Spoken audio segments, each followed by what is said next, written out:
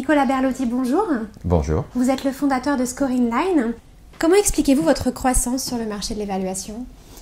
Très simplement, c'est que l'arrivée des nouvelles technologies, avec notamment Internet, a bouleversé le marché, puisqu'aujourd'hui, en quelques clics, on peut postuler à plein d'annonces.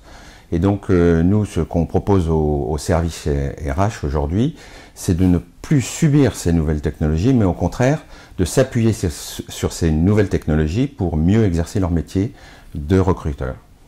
Dans un pays comme la France où le diplôme est roi, est-ce que vous trouvez que c'est envisageable de recruter sans donner la primeur au CV ? Alors, le CV aujourd'hui, c'est très insuffisant parce que ça ne donne qu'une idée du parcours et on n'arrive pas à se faire une idée des compétences des candidats. Pour mesurer des compétences, il faut effectuer des mises en situation. Il n'y a rien de mieux qu'une bonne mise en situation pour savoir si la personne va faire le job. Qu'est-ce que promet l'outil d'évaluation des compétences que vous avez lancé en mars 2014 ? Alors, il permet deux choses. Une première chose du côté du candidat, où le candidat va pouvoir se rendre compte grâce à des mises en situation de ce que est réellement le poste auquel il postule. Et du côté des recruteurs, de gagner du temps, à peu près 50% du temps classique pour recruter des candidats, et aussi évidemment tester les compétences. En quoi cet outil se distingue-t-il de son concurrent Seeing ?